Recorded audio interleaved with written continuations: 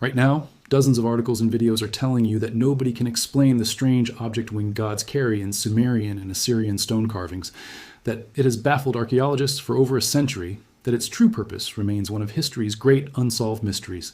Almost none of that is true, and the gap between what these videos claim and what specialists actually published decades ago is itself worth investigating, because that gap did not appear by accident.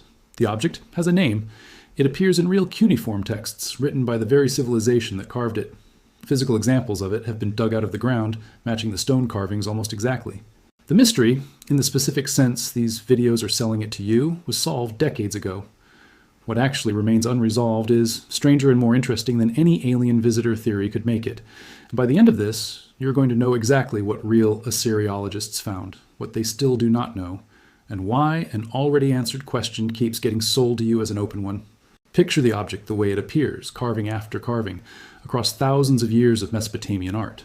A small, rigid container with a distinct curved handle, held in one hand by winged, hybrid, unmistakably divine figures. In the other hand, almost always a second object, a cone-shaped item, sometimes interpreted as a stylized fruit, sometimes as a tool, held out toward a stylized tree rendered in careful, repeating geometric detail. These scenes appear on Assyrian palace reliefs, on cylinder seals, on temple walls, carved by artisans working for kings, who ruled some of the largest empires the ancient world had yet seen. On the figures themselves, often winged, sometimes eagle-headed, are usually understood as protective spirits or minor divine beings, participating in some kind of ceremony involving the tree between them, the bucket, and the cone. Stand in front of one of the surviving Nimrud reliefs today, in the museum halls, where a handful of them still survive after the destruction wrought on other sites in the same region in recent decades, and the sheer scale of the carving is itself striking. These are not small, private objects, but monumental public art, carved into gypsum slabs that once lined the walls of royal palaces, meant to be seen by anyone entering the throne room of an Assyrian king. The object matters to how people understand ancient Mesopotamia for a very specific reason. It is everywhere. Once you know to look for it, the bucket and cone motif turns up across an enormous span of Mesopotamian art, spanning different dynasties, different cities, different centuries, appearing with enough consistency that it clearly represented something the culture itself considered important and recognizable. Not an isolated artistic flourish invented once and never repeated. A symbol that persistent, carved into the walls of royal palaces across generations, tells you something is happening in that scene that mattered enormously to the people who kept commissioning it.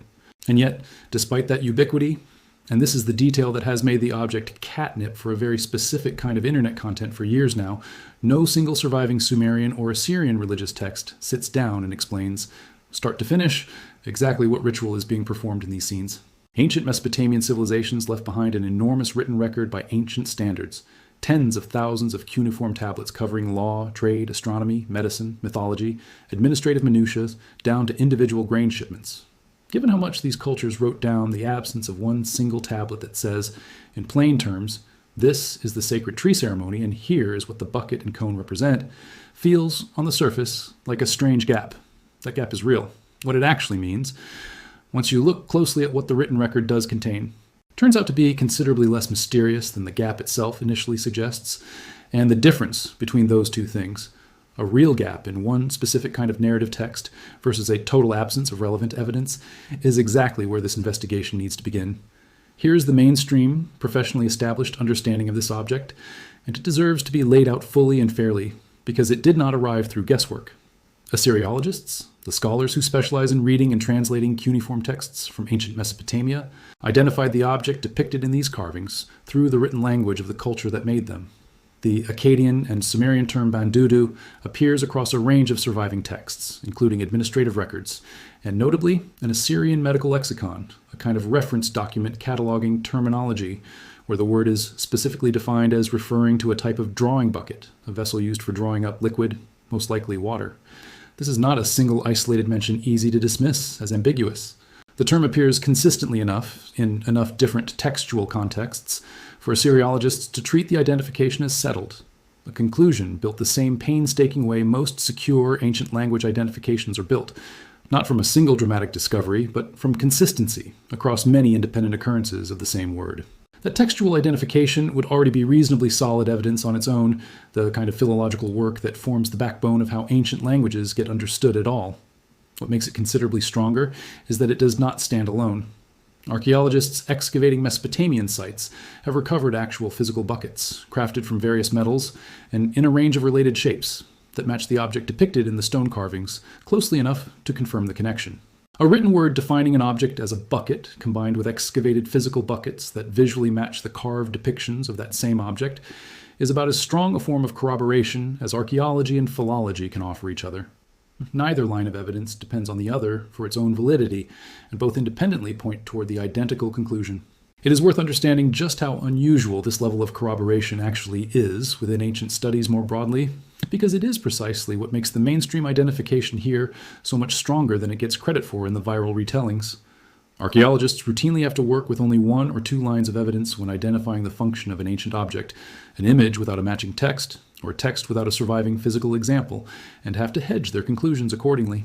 Having a specific name term, defined explicitly in a specialized reference document, plus matching excavated physical objects, plus consistent artistic depiction across centuries, is a genuinely unusual convergence of independent evidence types, all pointing the same direction, the kind of case Assyriologists would consider about as close to settled as ancient material culture identification gets. Given that combination, real cuneiform terminology and matching physical artifacts, it is entirely reasonable that professional Assyriologists and archaeologists have treated the basic identity of this object as a settled matter for a very long time, not through any dismissive lack of curiosity, but because the evidence genuinely converges cleanly. Scholars in this field do not typically get the luxury of this much corroboration when identifying an ancient object's function. When they do get it, treating the question as resolved is not intellectual laziness. It is simply following the evidence to where it actually solidly leads, and choosing to keep hedging indefinitely in the face of that much convergent evidence would itself represent a kind of unwarranted skepticism, not appropriate scholarly caution. Here's where the actual mystery starts, and it starts by taking the mainstream explanation completely seriously rather than by rejecting it, because the genuinely interesting open question sits one level deeper than most viral content ever bothers to look. Knowing the object is a bucket does not, on its own, tell you what ritual it was actually used for in these specific carved scenes. The bucket's basic identity as a container for liquid is philologically well established. The precise ceremonial meaning of a winged divine figure holding that bucket in one hand and a cone-shaped object in the other, directed toward a stylized sacred tree, is a separate, considerably less settled question. Scholars generally interpret these scenes as depicting some kind of ritual watering, fertilization, or purification of the tree, consistent with the broader, yet well-documented importance of sacred tree imagery across Mesopotamian religious art. That interpretation is reasonable and widely held. It is also, by scholarly standards, an inference about ceremonial meaning rather than a directly documented, textually confirmed ritual script. Now look closer, because the cone object held in the figure's other hand carries its own smaller related puzzle. Various interpretations exist for exactly what it represents: a stylized date palm spathe, a specific pollination tool tied to the very real, well-documented ancient Mesopotamian practice of hand-pollinating date palms, or a more abstractly symbolic object connected to purification rather than horticulture. Real hand pollination of date palms was a genuine, economically vital agricultural practice in ancient Mesopotamia, which gives the pollination interpretation real practical grounding. But no single surviving text explicitly connects that specific agricultural practice to the specific ceremonial carved scene, leaving room for legitimate scholarly disagreement about whether the imagery documents an actual agricultural technique elevated to religious symbolism or more purely symbolic, non-literal ritual action. Consider how genuinely difficult this specific question is to resolve definitively, even for specialists working with the full weight of the surviving textual record. Date palm cultivation was central enough to the Mesopotamian economy that agricultural texts describing pollination techniques do survive, describing farmers climbing palms to manually transfer pollen between male and female trees to ensure fruit production, a practice so economically important that its disruption could meaningfully affect an entire region's harvest in a given year. What those agricultural texts do not do is explicitly connect that practical, economically vital technique to the specific religious imagery carved into royal palace walls. Scholars are left inferring a plausible connection between two things they can each independently document: real pollination practices on one hand and repeated ceremonial imagery on the other, without a single text that explicitly bridges the two. Here's where it gets stranger, not in the sense of anything genuinely paranormal, but in the sense of watching a real, well-evidenced answer get quietly discarded online in favor of a much less evidenced one. Multiple recent pieces of content, including at least one article published as recently as 2026, present this entire topic as though the object's basic identity remains a total, unexplained mystery, explicitly claiming no clear written description exists, identifying it and describing the object as something no one can explain. That framing directly contradicts the well-established banduddû identification that has existed in professional Assyriology for a considerable span of scholarly history. It is not that these pieces are engaging with a genuinely open ceremonial meaning question and calling it unresolved, which would be fair. They are presenting the far more basic, already settled question of the object's fundamental identity, as though it remains completely open, which is not an accurate reflection of the field's actual state of knowledge.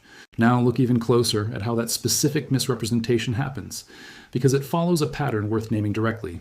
These pieces do not typically deny the existence of Assyriological scholarship outright. They simply omit it, presenting the topic fresh, as though a curious writer discovered a genuinely blank spot in the historical record, rather than acknowledging a body of established, checkable, published scholarship that already addresses the exact question being posed. That omission, whether from unfamiliarity with the specialist literature or from a simple preference for a more dramatic framing, is what allows a settled question to be repackaged as an eternal mystery without technically stating anything outright false about any single fact, while still leaving readers with a badly distorted picture of what is actually known, a distortion built almost entirely out of silence rather than any single provably false sentence. Now consider where the genuinely viral, more dramatic version of this story actually comes from, because it did not emerge from inside professional Assyriology at all. Author Graham Hancock, in his book Magicians of the Gods, draws attention to a visual resemblance between the bucket and cone motif at Assyrian sites, similar-looking carved imagery at the much older site of Göbekli Tepe in southeastern Turkey, and bag-shaped objects held by figures in Olmec Mesoamerican carvings, separated from Mesopotamia by thousands of miles and, in some cases, thousands of years.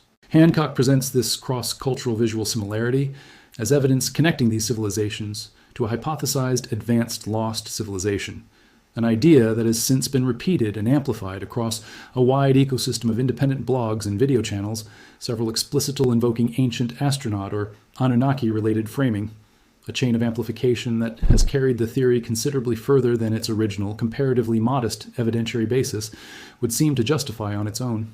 So here is the question that should actually be driving this investigation, and it is a genuinely more interesting one than what is the bag?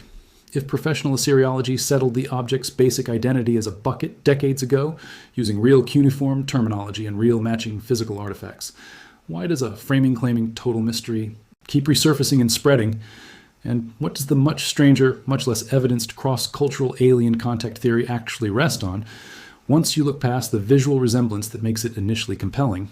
A question that has considerably more to do with how information travels online than with anything happening beneath the sands of ancient Mesopotamia.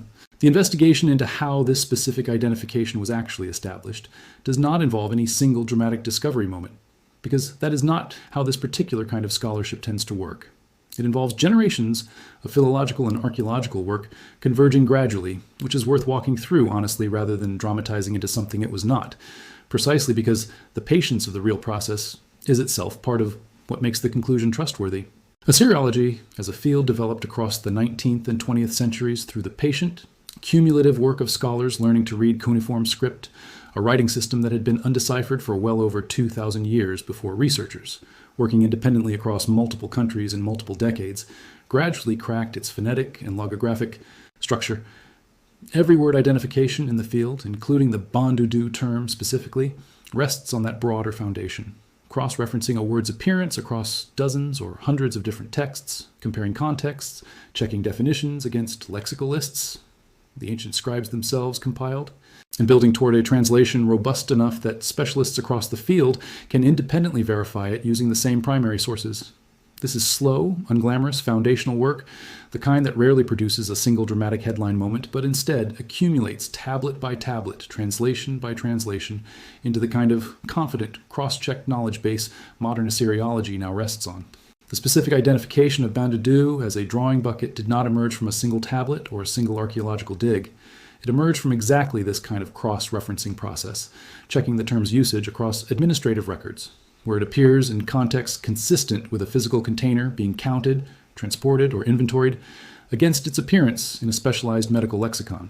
A genre of text where ancient scribes cataloged and defined specific terminology, precisely because clarity mattered for practical, technical purposes. A term defined explicitly as a type of bucket in a document whose entire purpose was precise definition carries real philological weight, considerably more than a single ambiguous literary reference might, precisely because a lexicon exists to remove ambiguity rather than to create atmosphere or narrative color the way a poem or myth might. Running parallel to that textual work, archaeologists excavating Mesopotamian sites across more than a century of fieldwork recovered physical objects, metal vessels with curved handles in a range of related shapes and sizes, consistent with what a drawing bucket used for water or liquid would actually look like in practical use. Matching those excavated physical objects against both the textual definition and the carved artistic depictions gave researchers three independent lines of evidence: text, artifact, and image, all pointing toward the same conclusion, rather than any one of them standing alone and requiring the others to simply be trusted on faith. Each excavation season, across more than 100 years of Mesopotamian archaeology, added incrementally to this same body of corroborating physical evidence, none of it arriving all at once, but accumulating steadily enough that by the time modern scholars assess the question, the physical record alone already spans dozens of individually excavated, catalogued examples, each one adding another small, independent confirmation to a conclusion that no longer rests on any single find. Picture what that convergence actually means for how confident a specialist can reasonably be. If only the carved image existed, interpretation would be almost entirely speculative, since visual resemblance alone rarely settles an object's precise function. If only the textual definition existed, without any surviving physical example, a healthy degree of translation uncertainty would remain, since ancient terminology can sometimes resist confident modern translation.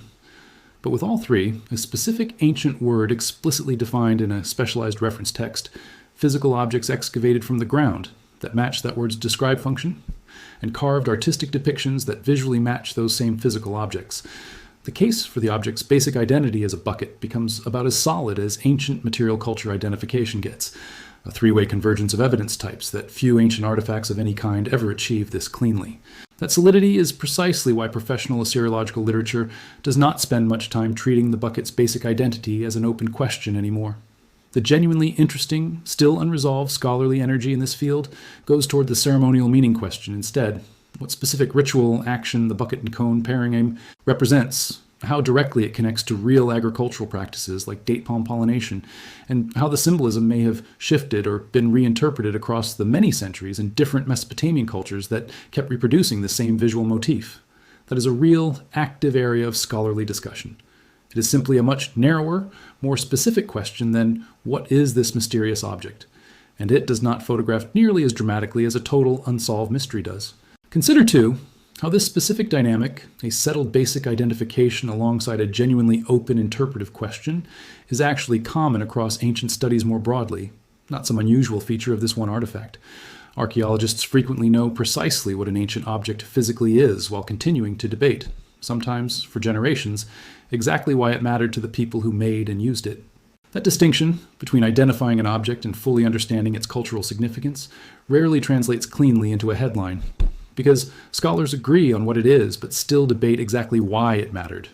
Reads as far less exciting than "nobody has ever explained this," even when the second framing is simply inaccurate, and even when the first framing is, in its own quieter way, the more genuinely interesting story once you actually sit with it.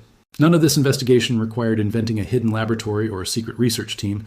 It required doing what any patient reader of the actual scholarship can do, checking whether the unsolved mystery framing matches what specialists in the field have actually published, and finding, once you look, that it largely does not. That single act of checking, cross-referencing a viral claim against the actual body of specialist literature it claims to be describing, is available to anyone with library access or an internet connection, which makes the persistence of the false mystery framing all the more telling about what audiences are actually being offered instead of the truth. The reveal here is not a single dramatic laboratory scene. It is the moment you place the real scholarly record and the viral unsolved mystery framing directly side by side and see how completely one has already answered the question the other is still selling as open. Picture the two versions of this story stacked against each other. In one, generations of Assyriologists, working across more than a century, gradually cross-referenced a specific ancient term against administrative records, a specialized medical lexicon, and physical artifacts recovered from actual excavations, converging on a confident, but a well-corroborated identification of the object as a bucket, specifically a type used for drawing liquid, most likely water, in a ceremonial context connected to sacred tree imagery. That is the entire arc of the real story. Patient, cross-checked, published scholarship, freely available to anyone willing to look for it in a library or an academic database. In the other, a 2026 dated article on a low-authority website declares flatly that no clear written description exists and that the object remains something no one can explain, building an entire framing of mystery around a question the field it claims to be describing settled decades earlier. Sit with that for a second, because the actual twist here is not that the object turned out to be something exotic. It is that the object was never actually mysterious. In the basic sense, these videos keep insisting it is, and the genuine scholarly uncertainty that does exist, the precise ceremonial meaning of the ritual scene, the exact relationship between the bucket and cone imagery and real date palm pollination practices, is a completely different, much narrower, and considerably less dramatic question than the one being sold. A real object, confidently identified through real cuneiform terminology and real matching artifacts, got quietly recategorized online as an open enigma, not because any new evidence challenged the identification, but because unsolved ancient mystery performs better than scholars settled this using cross-referenced philology decades ago. Here is the plain language version of what that actually means. The bucket is real. The word banduddû is real. And it appears in real ancient texts, specifically defining it as a drawing bucket. The physical artifacts matching that description are real, dug out of real archaeological sites. None of that needed embellishing to be interesting, and none of it supports the framing currently being used to sell this story as some enduring, unexplained enigma. What remains genuinely open is not whether ancient Mesopotamians were carrying magical alien technology in these carvings. What remains genuinely open is a narrower, more technical question about ritual symbolism that real Assyriologists continue to discuss carefully, in exactly the hedged, specific language actual scholarship uses, language that rarely survives translation into a viral video's confident mystery box framing. Think about what gets lost specifically in that translation from careful scholarship into viral framing. A real Assyriologist, asked directly about this object, would likely describe it in layered, qualified terms, confident about the bucket identification, more cautious about the precise ceremonial meaning, careful to distinguish between what the texts explicitly state and what remains reasonable scholarly inference. That layered honesty does not compress well into a 6-minute video promising a solved mystery, or worse, an unsolved one. Something has to give, and what typically gives first is the nuance, collapsed into either totally explained or totally unexplained when the actual truth sits, as it usually does in real scholarship, somewhere more complicated in between. What it means for the broader cross-cultural theory, the Göbekli Tepe and Olmec connection Graham Hancock and others have built around this same motif, is worth examining with the same care. The visual resemblance between bag-shaped or bucket-shaped objects across Assyrian carvings, much older Göbekli Tepe imagery, and unrelated Olmec Mesoamerican art is real and observable. What that resemblance actually demonstrates is a considerably more contested question than the mainstream identification of the Assyrian bucket itself. Mainstream archaeology generally treats visual similarity of this kind, a handled container appearing across unconnected cultures, separated by vast stretches of time and geography, as convergent symbolism, different societies independently arriving at similar visual shorthand for a genuinely common object type. Now, since buckets and baskets rank among the most universally useful tools human societies have repeatedly invented on their own, the ancient contact interpretation requires a considerably larger evidentiary leap, treating shared visual resemblance as proof of direct cultural transmission or shared origin, without the kind of textual, genetic, or material culture evidence that would typically be required to support a claim of actual historical contact between civilizations this separated. It is worth being specific about exactly how large that evidentiary gap actually is. Göbekli Tepe predates the earliest confirmed Mesopotamian cuneiform writing by many thousands of years, meaning any claimed connection between its carvings and the much later a textually documented Assyrian banduddû tradition cannot be supported by linguistic continuity in the way the Assyrian identification itself can. The Olmec civilization, meanwhile, developed in Mesoamerica with no established archaeological, genetic, or textual evidence of contact with ancient Mesopotamia at any point in either culture's history. A shared visual motif across these three contexts is a real documented observation. Treating that observation as evidence of direct historical connection rather than independent invention of a similarly practical object shape is where the mainstream and fringe interpretations diverge sharply, and where the fringe interpretation is asking the evidence to support considerably more weight than it can actually bear, stretching a genuine, interesting observation about recurring human symbolism into a claim about historical contact that the same observation simply does not have the strength to carry. That raises real, honestly unresolved questions worth sitting with, rather than dismissing entirely in either direction. Why does a specific visual motif, a rigid container with a curved handle, recur independently across such geographically and temporally distant cultures? And is convergent invention alone a fully satisfying explanation for every instance of that recurrence? Or does it deserve more careful comparative study than it has generally received? What was the exact nature of the ceremonial act the Assyrian bucket and cone imagery was meant to depict? Watering, pollination, purification, or some combination that shifted meaning across centuries of reuse? And separately, what does it say about how historical information spreads today that a settled, well-evidenced philological identification can be so easily and so widely remarketed as an open mystery, decades after the actual scholarly question was resolved? To be fully honest about where this leaves things, the ceremonial meaning of the bucket and cone ritual scene, and the precise relationship between that imagery and real agricultural practices like date palm pollination, remain genuinely, legitimately debated among specialists, in exactly the way real scholarship should leave room for debate, where the textual record does not spell out every detail.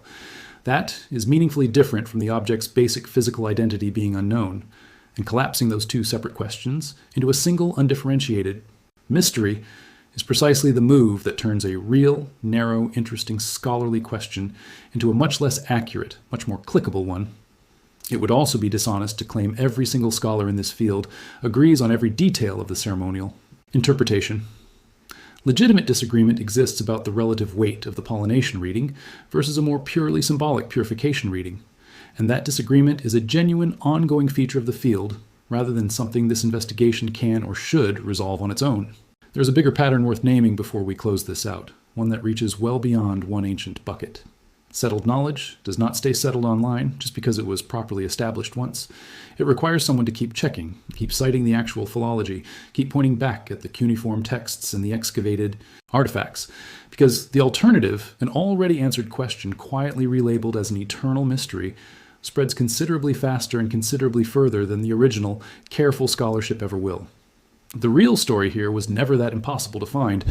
It was sitting in Assyriological dictionaries and excavation reports the entire time, simply less exciting to click on than a headline promising gods, magic, and an unsolved ancient enigma. That gap between what specialists have quietly known for decades and what circulates as breaking mystery content is not unique to this one artifact, and it is worth carrying that awareness forward into the next ancient mystery headline you encounter. The question worth asking is rarely whether the object or discovery is real. It almost always is. The more useful question is whether the specific framing of mystery attached to it has actually been checked against what the relevant specialists have already published, or whether that framing exists mainly because it performs better than the truth. Run it back one more time. A small, rigid, curved-handled object, carved again and again into Assyrian and Sumerian reliefs, held by winged divine figures beside a sacred tree. A real ancient term. Banduddû, defined explicitly as a drawing bucket in a real Assyrian medical lexicon. Real physical buckets, excavated from real archaeological sites, matching that description and that carved imagery closely enough to confirm the connection independently.